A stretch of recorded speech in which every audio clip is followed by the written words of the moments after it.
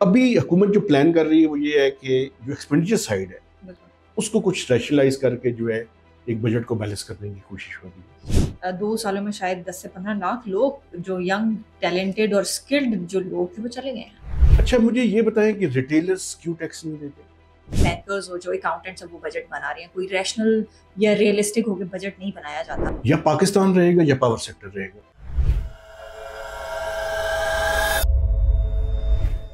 السلام علیکم ناظرین، میں ہوں عظمیٰ سلام اور آپ دیکھ رہے ہیں دا اسپاٹ لائٹ.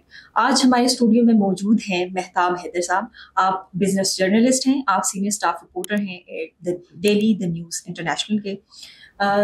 آپ کو شو میں خوش آمدید کہتے ہیں سر. جی تھینک یو ویری مچ. جی سر ابھی ہم بجٹ سے سٹارٹ کریں گے. پاکستان کا ابھی 2024-25 کا بجٹ ابھی پیش ہوا ہے، تو میرا سب سے پہلا سوال آپ سے یہ ہے کہ آپ کیا دیکھتے ہیں کہ آپ کو اس بجٹ سے کیا اکنامک ویژن ہمارا نظر آیا؟ بسم اللہ الرحمن الرحیم. دیکھیں بنیادی طور پر ایک ٹرانزیشن کے اندر ہے ہم. ایک پولیٹیکل گورنمنٹ آئی ہے، آئی ایم ایف کا ایک پروگرام ختم ہوا ہے. ابھی ہم کوشش کر رہے ہیں کہ اس بجٹ کی اپروول کے بعد ہم آئی ایم ایف کے ایک نئے پروگرام کے اندر جائیں، اور وہ پروگرام 3 سے 4 سال کا ہو. اس پروگرام کے اندر آپ یہ دیکھیں گے کہ ایک ایکسٹینڈڈ فنڈ فیسلٹی کا ایک 3 سال کا پروگرام ہم کر رہے ہیں آئی ایم ایف سے نیگوشیٹ. یہ بجٹ اسی کی ریفلیکشن ہے. آپ یہ دیکھیں کہ پاکستان کی ہسٹری کا انپریسیڈنٹڈ ٹیکس کا ٹارگٹ ہم نے رکھا ہے. ایکسپینڈیچر سائڈ پہ ابھی وعدے ہیں کہ ہم یہ کریں گے، جیسے کہ پاکستان میں ہوتا ہے فیوچر میں ساری باتیں کر دیں گے، اخراجات کم ہو جائیں گے، ڈیوالوڈ منسٹریز ختم کر دیں گے، ایک کمیٹی بنا دی ہے. تو ایکسپینڈیچر سائڈ پہ وعدے ہیں. ریونیو سائڈ پہ پاکستان کی ہسٹری کا سب سے زیادہ یعنی ٹیکسز جس کے اندر امپوز ہوئے ہیں وہ بجٹ ہے، جس میں سیلریڈ کلاس ہے، جس میں آپ دیکھیں اسٹیشنری کے اوپر ٹیکس ہے، موبائلز کے اوپر ٹیکس ہے، ہیلتھ کی جو ڈائگنوسٹک کٹس ہیں ان کے اوپر ٹیکس ہے، دوائیوں کے را مٹیریل کے اوپر ٹیکس ہے، تو ریل اسٹیٹ کے اوپر ٹیکس ہے. تو متعدد چیزیں ایسی ہیں جن کے اوپر ہیوی قسم کی ٹیکسیشن ہوئی ہے، اور یہ under the prescription of the I M F ہے. ہم آئی ایم ایف کا پروگرام جو ہے وہ لینا چاہتے ہیں، چونکہ بقول فائنانس منسٹر کے کہ ہمارے پاس اس کے علاوہ چوائس کوئی نہیں ہے. تو یہ وہ کانٹیکسٹ ہے، وی این کی بات نہ کریں، یہ وہ کانٹیکسٹ ہے جس میں یہ بجٹ جو ہے وہ پیش کیا گیا ہے. تو سر آپ یہ دیکھیں، جب آپ یہ بات کریں کہ میڈیکل کے اوپر ٹیکس ہے، ہیلتھ کے اوپر ٹیکس ہے، آپ لائف اور لائیولیہڈ جو بیسک ہے حکومت کی ایک ذمہ داری عوام کو دینا، وہ ہم ان کو پرووائڈ کر ہی نہیں رہے ہیں، وعدے کوئی امید دے نہیں رہے ہیں، اور ٹیکسیشن اتنی ہو رہی ہے. تو آپ کیا سمجھتے ہیں کہ یہ عوام اس قابل یا یہ اتنا بوجھ برداشت کر پائے گی؟ دیکھیں ٹیکسیشن کا ایک ہمیشہ سے ایک اصول ہے. ٹیکسیشن وہ کہتے ہیں کہ نو ٹیکسیشن وداؤٹ ریپرزنٹیشن.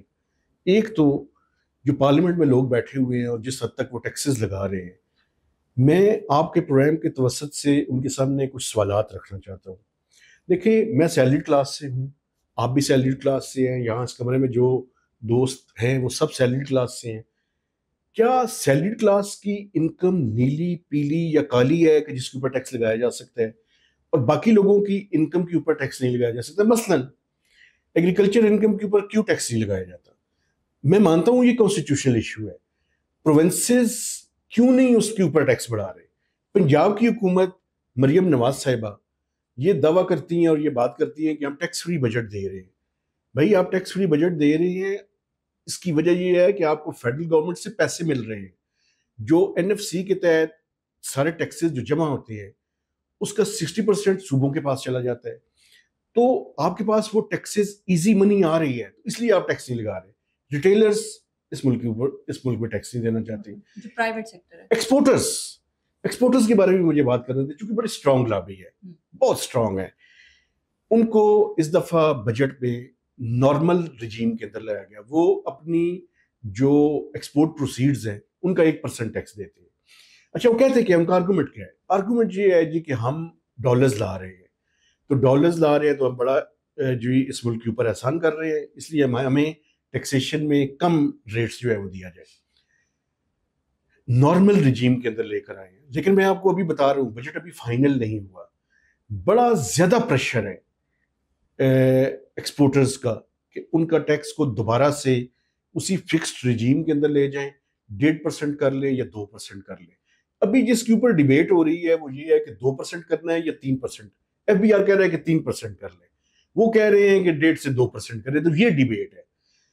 اچھا مجھے یہ بتائیں کہ ریٹیلرز کیوں ٹیکس نہیں دیتے, ایکسپورٹرز کیوں ٹیکس نہیں دیتے, ایگریکلچرسٹ کیوں ٹیکس نہیں دیتے؟ جب وہ ٹیکس نہیں دیتے تو اس کا بوجھ کسی اور کے اوپر آئے گا. آج ضرورت اس امر کی ہے کہ ایک فیئر اور ایکویٹیبل ٹیکسیشن کی جائے تاکہ سب کو یہ پتا ہو کہ سب کے اوپر برابر ہو جائے. جب ایکویٹیبل اور فیئر ٹیکسیشن ہوگی تو براڈنگ آف ٹیکس بیس ہوگی تو ریٹس کم ہوں گے. اس سے پہلے ریٹس کم نہیں ہو سکتے. صحیح. تو یہ جو ایک انپریسیڈنٹڈ جو بجٹ پیش کیا, آپ کو کیا سمجھتے ہیں کہ جو اس میں ریونیو کی جو شرح رکھی گئی ہے کیا وہ آپ کو ریئلسٹک لگتی ہے یا نہیں لگتی؟ مجھے بالکل ریئلسٹک نہیں لگتی. وہ ہم کیسے اچیو کریں گے؟ اس دفعہ دیکھیں نا, میں آپ کو مثال دیتا ہوں. جو موجودہ مالی سال ہے اس کا ٹارگیٹ تھا 9.415 ٹریلین, اس کو ریوائز کر کے انہوں نے 9.252 ٹریلین کیا. جو اگلے سال کا ٹارگیٹ یہ انویسج کر رہے ہیں وہ ہے 12.970 ٹریلین, یعنی تقریباً یعنی 3.8 ٹریلین آپ نے اضافی ٹیکسز جمع کرنے ہیں اگلے مالی سال کے دوران. پاکستان کی ہسٹری اگر اٹھا کے دیکھ لیں تو 400-500 ارب روپے کے ٹیکسز لگاتے ہیں ہم. یہ جو ٹیکس کا ٹارگیٹ ہے اس کو میں تھوڑا سا آپ کے دیکھنے والوں کو آسان زبان میں سمجھانے کی کوشش کرتا ہوں. اس کو ٹارگیٹ جو بیس ایئر ہے اس کے مطابق رکھ کر ایک نامینل گروتھ کا ٹارگیٹ رکھا جاتا ہے. نامینل گروتھ کیا ہے؟ ایک اس ملک کے اندر جی ڈی پی اور دوسرا انفلیشن. تو اگر جی ڈی پی گروتھ کا ٹارگیٹ ہے 3.6 اور انفلیشن کا ٹارگیٹ ہے 12 تو اس کا مطلب یہ ہو گیا کہ 15.6 کا ٹارگیٹ ہے جو کہ ہم سمجھتے ہیں نامینل گروتھ کے اندر سے آ جائے گا. جو باقی ٹیکسز ہیں کوئی 2300 ارب روپے کے ٹیکسز بنتے ہیں کیونکہ 1.4 1.5 نامینل گروتھ سے آ جائے گا. جو باقی 2.3 یا 3.8 میں سے وہ آپ نے ایڈیشنل ٹیکسز کے ذریعے اور انفورسمنٹ کے ذریعے ریکور کرنے ہیں. آئی ایم ایف یہ بات کر رہے ہیں ابھی, وہ یہ کہہ رہے ہیں کہ آپ نے کوئی 1400 سے 1500 ارب روپے کے ٹیکسز لگا دیے ہیں, کوئی 700 ارب روپے کے لگ بھگ آپ کا گیپ ہے. انفورسمنٹ کو وہ نہیں مانتے. یہ جو ہم کہتے ہیں نا انفورسمنٹ کے ذریعے کر لیں گے, ہمیں بھی پتہ ہے کہ نہیں ہونے, انہیں بھی پتہ ہے کہ نہیں ہونے. تو وہ گیپ ہے. ابھی جو ڈسکشن ہے وہ یہی ہے کہ یہ گیپ کیسے آپ پورا کریں گے. ابھی حکومت جو پلان کر رہی ہے وہ یہ ہے کہ جو ایکسپینڈیچر سائیڈ ہے اس کو کچھ ریشنلائز کر کے جو ہے ایک بجٹ کو بیلنس کرنے کی کوشش ہو رہی ہے. صحیح. تو سر آپ کو کیا لگتا ہے کہ یہ جو ہمارا ایک بجٹ فیلئر جو ہوتا ہے, کیا آپ کو نہیں لگتا کہ اس کا کوئی پرفارمنس آڈٹ ہونا چاہیے یا کہیں تو پتہ چلنا چاہیے کہ بجٹ بناتا کون ہے؟ کیونکہ ابھی یہ ان پہ الزام لگا کہ بینکرز ہو جو اکاؤنٹنٹس ہیں وہ بجٹ بنا رہے ہیں, کوئی ریشنل یا ریئلسٹک ہو کے بجٹ نہیں بنایا جاتا. تو یہ ہم کہاں پہ اور کیسے اور کب یہ ہم ریئلائز کریں گے کہ پرفارمنس آڈٹ ہونا چاہیے یا کہاں پہ ہماری کمیاں ہیں, بجٹ کو ریشنل ہو کے کیسے بنانا چاہیے؟ تو یہ چیز جو یہ گیپ ہے یہ کیسے ختم کریں گے؟ دیکھیں آپ کا بڑا بیسک سوال ہے اور میں سمجھتا ہوں کہ یہ بہت امپورٹنٹ سوال ہے, کیونکہ ہوتا یہ ہے کہ جب بجٹ پیش ہو جاتا ہے اس کے کچھ عرصے بعد اس پہ ڈیبیٹ ہوتی ہے, اس کے بعد ختم ہو جاتی ہے بات. یہ جو آپ پرفارمنس آڈٹ کی بات کر رہے ہیں یہ بڑی امپورٹنٹ ہے کیونکہ اس کی وجہ یہ وہ کنسیپٹس ہیں جن کنسیپٹس کی بنیاد پہ آپ پرفارمنس کو ایویلویٹ کر سکتے ہیں. اب یہاں پہ تو ایشو یہ ہے کہ دو چیزیں ہیں جن کے اوپر اس ٹائم پچھلے جو آئی ایم ایف کا پروگرام تھا اس میں انہوں نے کیا تھا, انہوں نے سپلیمنٹری گرانٹس پہ پابندی لگا دی تھی کیونکہ وہ 9 مہینے کا پروگرام تھا. تو آپ کو یاد ہے کہ 9 مہینے تک تو سپلیمنٹری گرانٹس جو ہے وہ نہیں اپروو ہوئی, لیکن ہم نے ایک اور طریقہ نکالا تھا جس کو کہتے ہیں ٹیکنیکل سپلیمنٹری گرانٹس. اب سپلیمنٹری گرانٹ تو وہ ہے جو بجٹ میں آپ نے اس کی اپروول نہیں لی ہوئی. ٹیکنیکل سپلیمنٹری گرانٹ سے مراد یہ ہے کہ اگر ایک منسٹری کی سیونگ ہے یا ڈپارٹمنٹ کی سیونگ ہے تو آپ وہ پیسے ایک جگہ سے اٹھا کے کسی دوسری جگہ پہ صرف کر سکتے ہیں, یوٹیلائز کر سکتے ہیں. دیکھیں بنیادی طور پر تو ان منسٹریز کا, ڈویژنس کا اور ڈپارٹمنٹس کا ان کے KPIs ہونے چاہیے, کی پرفارمنس انڈیکیٹرز, Indicators. تاکہ ان کا بجٹ جب انہیں دیا جاتا ہے تو ان کے جو کی پرفارمنس انڈیکیٹرز ہیں وہ بھی ہوں, اور by end of the year اس کو ایویلویٹ کیا جا سکے. لیکن سرکار میں ایسا کوئی نظام نہیں ہے, اور ضرورت اس چیز کی ہے کہ ہم انہی گورننس کے اسٹرکچر کو بہتر کرنے کے لیے ہم انہی کی طرف جائیں. لیکن اس کے لیے سب سے زیادہ ضروری یہ ہے کہ 80th امینڈمنٹ کے بعد جو منسٹریز ڈیوالو ہو چکی ہیں, ان منسٹریز کو کیوں سینٹر نے رکھا ہوا ہے اپنے پاس, ان کو ڈیوالو کریں تاکہ کشن بھی کریٹ ہو. کیونکہ میں آپ کو ایک بات بتاؤں, یہ جتنے ریونیو سائڈ پہ حکومت نے اقدامات کیے ہیں, اگر ایکسپینڈیچرز کو ریشنلائز کیا جاتا تو شاید اتنے زیادہ ٹیکسز لگانے کی نوبت نہ آتی. تو سر ہم تو ہمیشہ سنتے بھی آئے ہیں کہ ایکسپینڈیچر کم ہوگے لیکن وہ کم نہیں ہوتے, تو ان کی اکاؤنٹیبلٹی کون کرے گا؟ عوام. دیکھیں, ہمارے جو 3 Ds ہیں جس کے گرد بجٹ گھومتا ہے, صحیح, ایکسپینڈیچر سائڈ کی میں بات کرنے لگا ہوں. سب سے پہلے ڈیٹ سروسنگ, بالکل, اس کے بعد ہے ڈیفینس, اس کے بعد ہے ڈیولپمنٹ. سب سے آسان جو وکٹم ہے جب بھی کمی کوئی ہوتی ہے تو ڈیولپمنٹ کو کمپرومائز کر لیا جاتا ہے. نہ ڈیفینس پہ کوئی کمپرومائز ہو سکتا ہے اور نہ ہی ڈیٹ سروسنگ پہ, چونکہ ڈیٹ یہ ٹائٹ قسم کے ایکسپینڈیچرز ہیں. اب میں تھوڑا سا پھر آسان زبان میں سمجھانے کی کوشش کرتا ہوں. حکومت پاکستان 100 روپیہ اس کی آمدن ہے, 100 روپے کے ٹیکسز جمع کرتی ہے FBR, اس میں سے 60 روپے وہ صوبوں کو دے دیتی ہے, باقی بچ گئے 40 روپے. جو نان ٹیکس ریونیو ہے گورنمنٹ کا, وہ تقریباً پچھلے سال کو اگر میں دیکھوں تو تقریباً کوئی 20 روپے, میں مثال دے رہا ہوں, 2 ٹریلین کے لگ بھگ تھا ویسے. تو 40 اور 60 روپے ہو گئے. اب حکومت کے ذرا ایکسپینڈیچرز کو دیکھیں. جو ڈیٹ سروسنگ ہے, ڈیٹ سروسنگ کا ایکسپینڈیچر ہی پورا نہیں ہوتا, وہ کوئی 85 روپیز کے لگ بھگ تھا. تو حکومت پہلے دن سے کیا کرتی ہے, پہلے دن سے اس کو اپنے نظام چلانے کے لیے ایک جو ایکسپینڈیچر ہے صرف اس کو پورا کرنے کے لیے بھی اس کو مزید قرضہ لینا پڑتا ہے. اس کو پھر ڈیفینس کے لیے قرضہ لینا پڑتا ہے, اس کو پینشن کے لیے قرضہ لینا پڑتا ہے, اسے سیلریز کے لیے قرضہ لینا پڑتا ہے, اسے ڈیولپمنٹ کے لیے قرضہ لینا پڑتا ہے, اسے سبسڈیز کے لیے قرضہ لینا پڑتا ہے, اسے رننگ آف دا گورنمنٹ کے لیے قرضہ لینا پڑتا ہے, اسے SOEs کی گرانٹس کے لیے قرضہ لینا پڑتا ہے. تو ہوتا کیا ہے, ہوتا یہ ہے کہ by end of the year ہمیں 80 سے 90 روپے مزید قرضہ لینا پڑتا ہے. اب اس کا حل یہ ہے کہ یا تو ہم اپنے ریونیوز کو بڑھائیں یا اپنے ایکسپینڈیچرز کو کم کریں, اس کے علاوہ ہمارے پاس کوئی حل نہیں ہے. تو ہم کمپرومائز پھر کس سائڈ پہ کرتے ہیں؟ ہم قرضہ لینے میں کمپرومائز کرتے ہیں. ہمارے اس ٹائم اگر آپ جس تیزی سے پاکستان قرضہ لے رہا ہے, اگر ہم نے اپنی GDP کو نہ بڑھایا تو ہم ڈیٹ ٹریپ کے اندر داخل ہو چکے ہیں اور ایکسلریٹ کر رہے ہیں, بڑی تیزی کے ساتھ ہم آگے کی جانب بڑھ رہے ہیں کہ جہاں پہ ہمارے پاس ہم جتنے پیسے جمع کیا کریں گے حکومت وقت, وہ سارے کے سارے واپس لگیں گے, صرف قرضوں کے سود کی ادائیگی کے لیے استعمال ہوں گے. تو سر یہ جو ہمارے نیگوشیٹرز ہیں, جو ہم اسپیشلی IMF کے ساتھ جو معاہدے کرتے ہیں یا ہم کوئی بھی ڈیولپمنٹ کے جو معاہدے کرتے ہیں دوسرے ملکوں کے ساتھ, تو ہم ہمیشہ کمپرومائزنگ سائڈ پہ کیوں ہوتے ہیں؟ ہم کیوں اچھے معاہدے نہیں کر پاتے اپنے فیور میں, اپنے ملک کے انٹرسٹ میں؟ بنیادی طور پہ دیکھیں, میں یہ تو نہیں کہوں گا کہ بدنیتی کا ایشو کم ہے, کیپیسٹی کا ایشو زیادہ ہے. ایک بات میں آپ کو بتاؤں, دیکھیں یہ ملک بہت کمپلیکس ہو چکا ہے اس ٹائم. ہماری آبادی بہت تیزی سے بڑھ رہی ہے. ہمارے یہاں پہ جو کلچر ہے وہ یہ ہے, ہم اس قابل نہیں رہے کہ ہم اپنے, پرابلم یہی ہے پالیسی میکرز کا اس ٹائم کہ 20-25 سال میں نا ہم ونڈو ڈریسنگ کے ذریعے, پیچ ورک کے ذریعے اس اکانومی کو چلاتے رہے. اب بھی جو پرابلم ہے وہ یہ ہے کہ ہمارے پاس وہ مینوورنگ کی سپیس ختم ہو گئی ہے, سپیس نہیں رہی ہمارے پاس.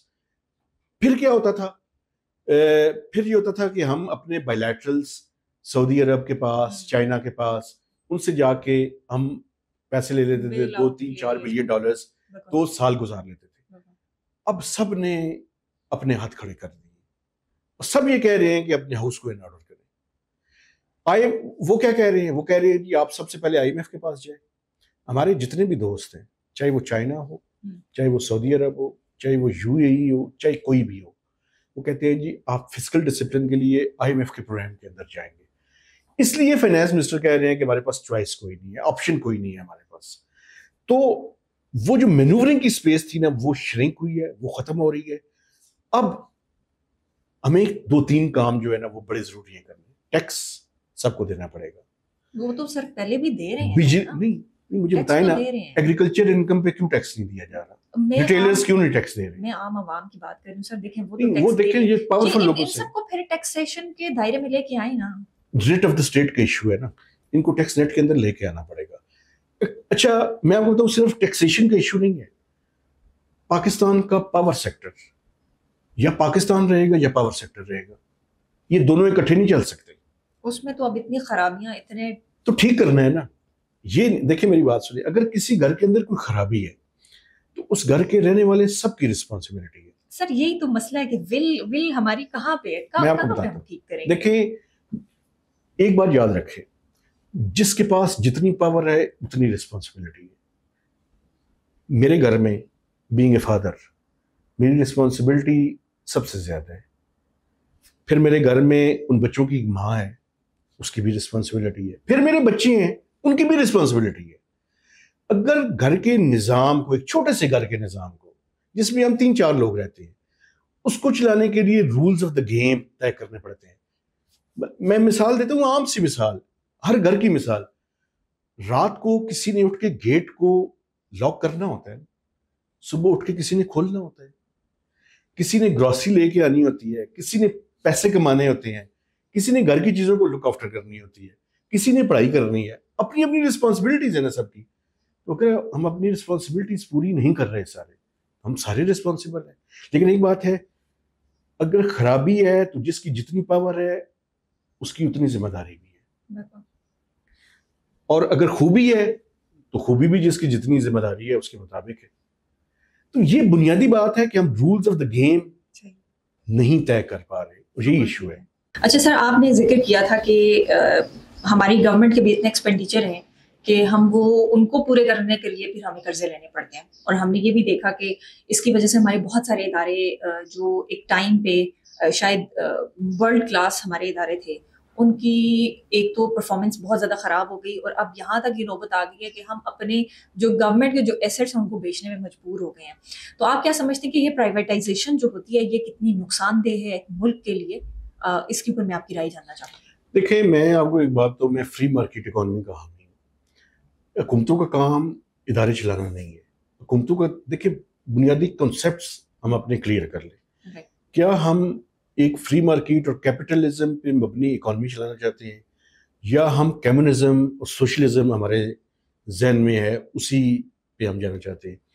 دیکھیں حکومتوں کا کام ہے پالیسیز بنانا, ریگولیشنز کرنا اور ریگولیٹ کرنا مارکیٹ کو. حکومتوں کا کام فیکٹریاں چلانا, PIA چلانا, اسٹیل مل چلانا حکومتوں کا کام نہیں ہے. لیکن اس کا مطلب یہ نہیں ہے کہ پرائیویٹائزیشن جو ہے وہ شفاف طریقے سے نہ کی جائے. آپ پرائیویٹائز کریں, شفاف طریقے سے کریں, اور اس کی کچھ پری ریکویزٹس ہیں ان کو پورا کریں. مثلا میں مثال دیتا ہوں آپ کو. پاکستان میں PTCL کو ہم نے پرائیویٹائز کیا. آپ مجھے بتائیں کہ کیا PTCL نے ویلیو ایڈڈ سروسز پہ اتنی توجہ دی؟ نہیں دی. تو یہ ایک ایشو ہے. آپ نے کراچی کے اندر کچھ سیمنٹ پلانٹس اور کچھ فیکٹریز آپ نے پرائیویٹائز کی, لوگوں نے اس کو ریئل اسٹیٹ کے اندر کنورٹ کر کے وہ پلاٹس بیچنے شروع کر دیے. تو مثلا PIA کا ایشو ہے, آپ PIA کو پرائیویٹائز کریں, مجھے اس پہ اعتراض نہیں ہے, لیکن آپ کم از کم کچھ عرصے کے لیے یہ تو اس کے اندر بائنڈنگز رکھیں نا کہ آپ اس کے جو پروفیٹیبل روٹس ہیں, میں یہ نہیں کہہ رہا کہ آپ ڈکٹیٹ کریں جو پرائیویٹ سیکٹر کا بندہ ہے, نو, لیکن اس کو یہ تو کہیں کہ کم از کم آپ فار فیو ایئرس جو پروفیٹیبل روٹس ہیں وہ ان روٹس کو برقرار رکھیں گے. میں کیوں کہہ رہا ہوں یہ؟ اس لیے میں کہہ رہا ہوں کہ آپ کو یہ پتہ ہونا چاہیے کہ اگر PIA پرائیویٹائز ہوتی ہے تو پاکستان میں جو بھی کوئی آئے گا انویسٹر, وہ اس پاکستانیوں کو اپنے ٹکٹس جو لینے پڑیں گے، اگر وہ زیادہ تر وہ روٹس بند کر دیتے ہیں تو کوئی باہر کی کمپنیز کو سے وہ ٹکٹس جو ہے وہ خریدیں گے، وہ ڈالرز کی مد میں پیسے باہر جائیں گے، ڈیویڈنڈس بھی ان کے جائیں گے، ویسے بھی ٹکٹس کے پیسے بھی جائیں گے، اور ایسٹیمیٹس یہ کہتے ہیں کہ $1 بلین سے زیادہ کی ریکوائرمنٹ ہوگی ہر سال. ابھی یہ میں کنزرویٹو ایسٹیمیٹس دے رہا ہوں آپ کو، تو کم از کم پی اے کو for few years, 5 years, 10 years, جتنا بھی وہ مناسب سمجھتے ہیں، اس کے اندر یہ انشور کرے نا کہ وہ جو یہ نہ ہو کہ پی اے کو ایک ایسی کہ دبئی تک وہ کر دے اور دبئی سے آگے سارے کنیکٹنگ فلائٹس کسی اور کو دے دے. تو یہ وہ بنیادی پری ریکویزٹس ہیں جن کو سامنے رکھتے ہوئے پرائیویٹائزیشن ہونی چاہیے، ہونی ٹرانسپیرنٹ طریقے سے چاہیے. رائٹ. اور دوسرا ابھی یہ بھی جو پاور سیکٹر ہے اس کو بھی واپڈا کو بھی ابھی پرائیویٹائز کرنے کا سوچ رہے ہیں، یہ ابھی شاید ہو بھی جائے، تو اس کے اوپر آپ کیا کہیں گے؟ دیکھیں میں آپ کو ایک بات بتاؤں، یہ جو پاور سیکٹر کا بنیادی پرابلم ہے نا، اگر اس کی بنیادی آپ اس پہ جائیں تو جتنے ہم رسپانسیبل ہیں اتنا ہی ورلڈ بینک بھی رسپانسیبل ہے. وجہ یہ ہے کہ 90s میں جب ورلڈ بینک کے کہنے پہ ہم نے واپڈا کو انبنڈل کیا، انبنڈل کرنے سے مراد یہ ہے کہ ہم نے اس کو جینکوس کے اندر اور ڈسکوس کے اندر ہم نے کیا. تو اس کا پلان یہ تھا کہ ہم جینکوس کو بھی اور ڈسکوس کو بھی پرائیویٹائز کریں گے تاکہ ایک کمپٹیٹیو انوائرمنٹ اور ایک کمپٹیٹیو مارکیٹ ڈیولپ ہو. کیا ہم نے کیا یہ کہ ہم نے جینکوس تو بنا دی اور ڈسکوس تو بنا دی، لیکن بنیادی طور پر ہم وہ اس نظام کے تحت پورا ہم نے یعنی رکھا اس طرح سے، وہ کہتے ہیں آدھا تیتر آدھا بٹیر رکھا.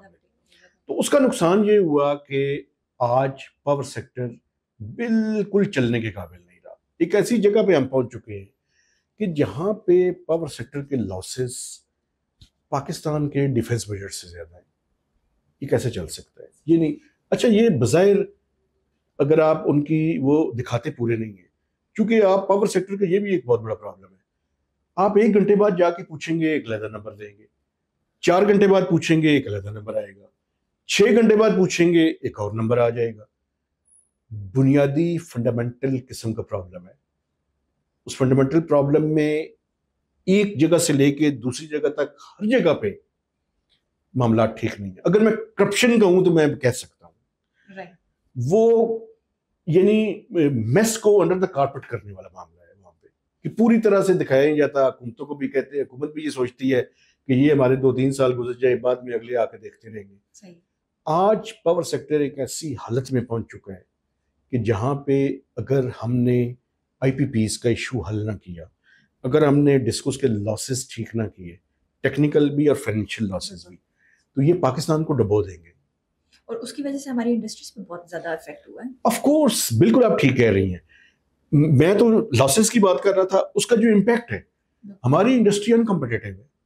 آپ مجھے بتائیں بل دے دے کے عام کسی آدمی سے پوچھیں آپ، وہ کہے گا بجلی کے بل 100,000 تو ٹیکسز میں لگیں گے سر. بالکل وجہ یہی ہے نا. میں آپ کو یہی تو ایشو ہے کہ جب مسئلہ کیا ہے، آپ کے لاسز ہیں، آپ لاسز ریکور کرنے کا کیا طریقہ ہے کہ جو بل پے کر رہے ہیں ان پہ ڈالتے جاؤ. اچھا یہ ایسے ہی ہے کہ ایک بالٹی ہے، اس کے نیچے چھید ہے، آپ پانی اوپر سے ڈال رہے ہیں، وہ چھید کے ذریعے نیچے گر رہے ہیں. ان کے لاسز میں اس لیے تو کہہ رہا ہوں کہ یہ پاکستان کو ڈبو دے گا.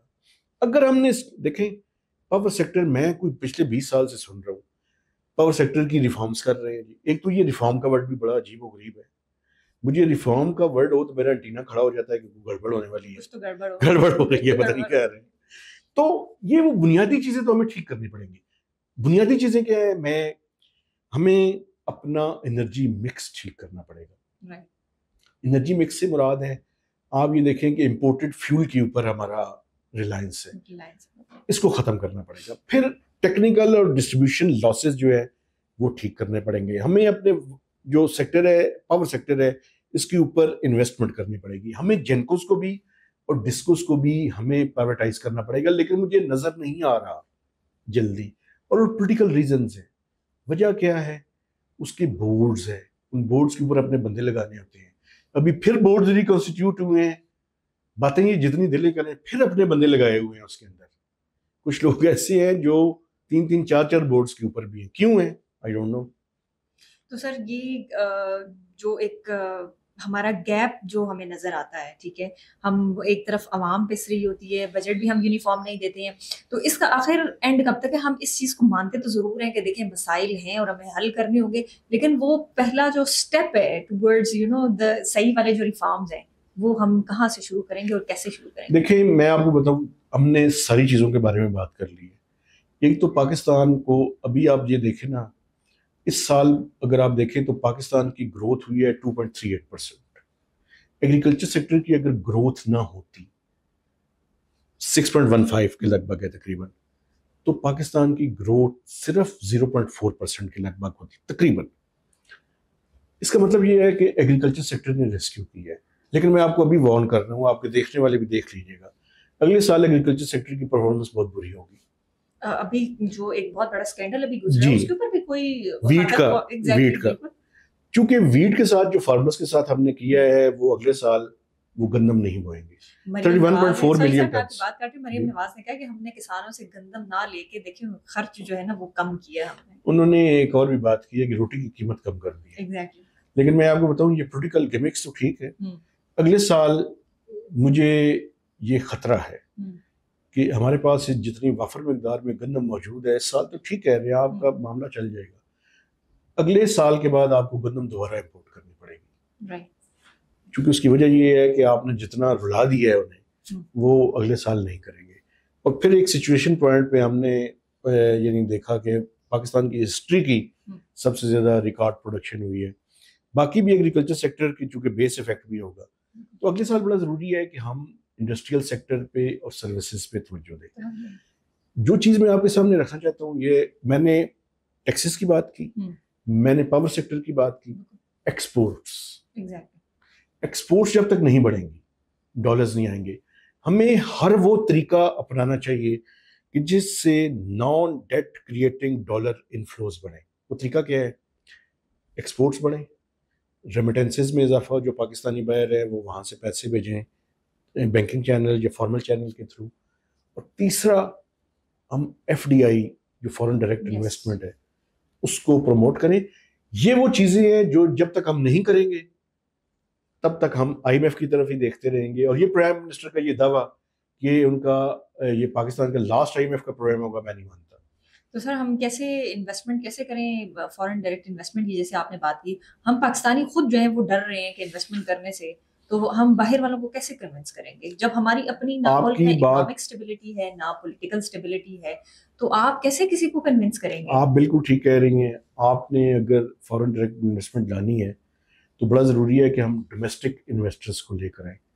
چونکہ کسی بھی بندے نے اگر فارن ڈائریکٹ انویسٹمنٹ اس نے کرنی ہے تو وہ پاکستان میں جو موجودہ لوگ ہیں، چاہے وہ ملٹی نیشنل ہیں یا ڈومیسٹک ہیں انویسٹرز ہیں، ان سے پہلے پوچھے گا کہ یہاں پہ کیا انوائرمنٹ ہے، ٹیکسز کا کیا نظام ہے، ریگولیٹری انوائرمنٹ کیا ہے، گورنمنٹ کا کتنا فٹ پرنٹ ہے. ایک تو گورنمنٹ اپنا فٹ پرنٹ کم کرے، یہ جیسے میں پرائیویٹائزیشن کی بات کر رہا ہوں، ٹرانسپیرنٹ طریقے سے کریں، اپنے فٹ پرنٹ کو کم کریں. فیسیلیٹیشن کے اندر ڈیفینیٹلی یہ دیکھیں نا، یہ وہ بنیادی پری ریکویزٹس ہیں جو جب تک نہیں ہوں گے تب تک بات آگے نہیں بڑھے گی. اور آپ نے کہا اسٹارٹ کہاں سے کریں؟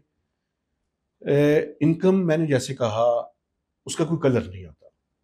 جس کی ٹیکسیبل انکم ہے اس کے اوپر ٹیکس لگائیں، ایکسپینڈیچرز کو ریشنلائز کریں، پینشن کی ریفارمز کرنی پڑیں گی.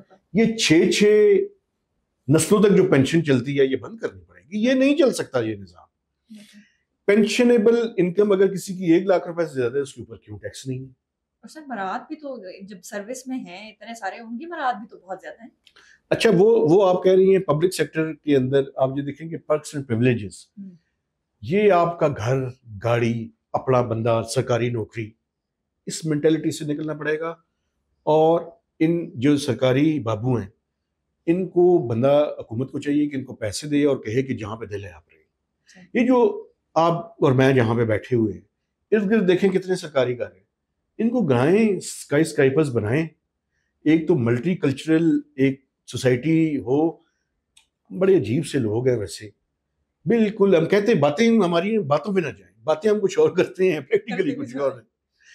تو کرٹیسزم زیادہ نہیں کرنا چاہتا، لیکن ایشو یہ ہے کہ بنیادی فنڈامنٹل ریفارمز جو واقعی ریفارمز ہیں ان پہ کنسنسس ڈیولپ کرنا پڑے گا پولیٹیکلی، اور سوسائٹی کو آگے لے کے جانا پڑے گا. یہ اسٹیٹس کو کے ساتھ یہ نظام، دیکھیں آپ مجھے بتائیں جتنے ینگ لوگ ہیں کیا وہ پاکستان میں رہنا چاہتے ہیں؟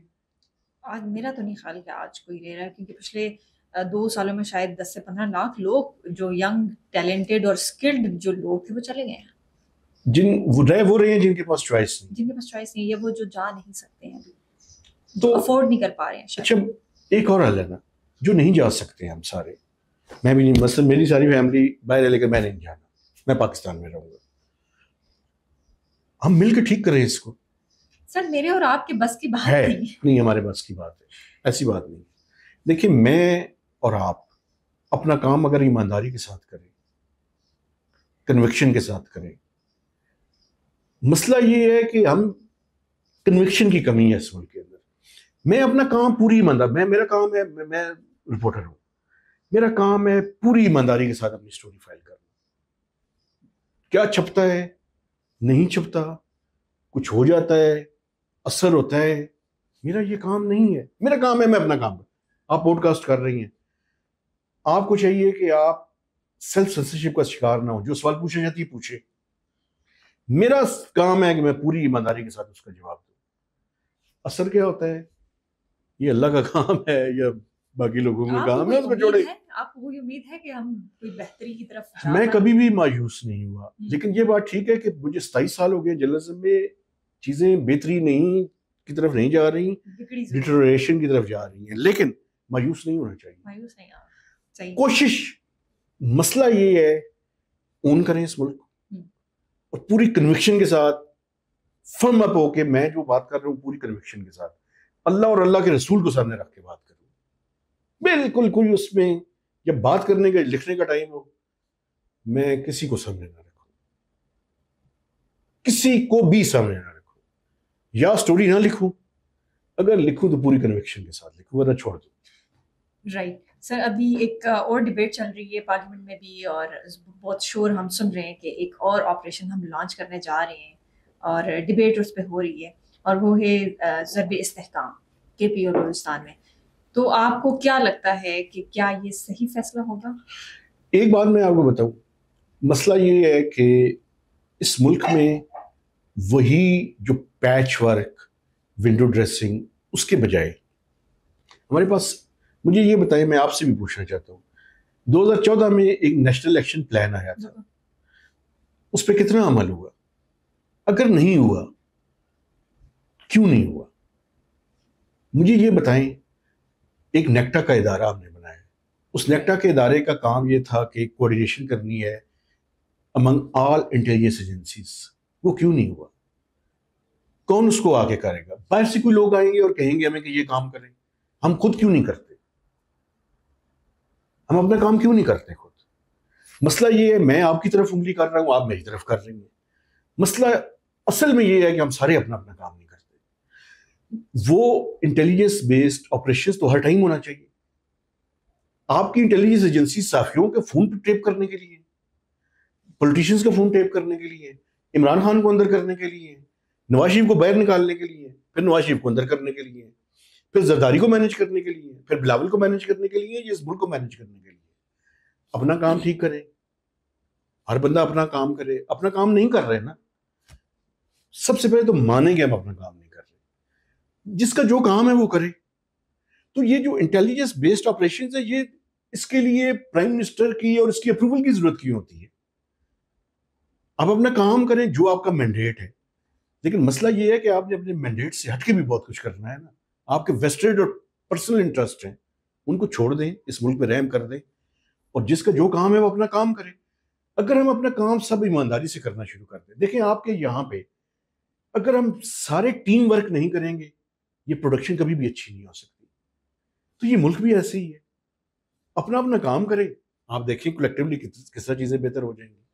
صحیح ہو گیا. تھینک یو سو مچ سر، آپ کے قیمتی وقت کا، آپ کے ساتھ بڑی اچھی کانورسیشن رہی، اور سب سے اچھی بات جو آپ نے مجھے یہ کہی ہے کہ آپ نے مایوس نہیں ہونا ہے. بہتری ضرور ہوگی، یہ شاید 2024-25 کا بجٹ ہمارے لیے نہیں بہتر ہو سکا، لیکن امید کرتے ہیں کہ کبھی تو پاکستان میں ایک ایسا ٹائم آئے گا جب ایک یونیفارم بجٹ ہم دیکھیں گے. ایک میں آپ کو بتاؤں، مجھے جی میں لمبی نہیں بات کرنا چاہتا. مسئلہ یہ ہے کہ ہم سب چاہتے یہ ہے کہ یہ ملک بہتر ہو جائے، قیمت ادا نہ کرے. یہ کیسے ہو سکتا ہے؟ آپ نے اپنے گھر کو اگر ٹھیک کرنا ہے نا، میں نے اپنے گھر کو ٹھیک کرنا ہے.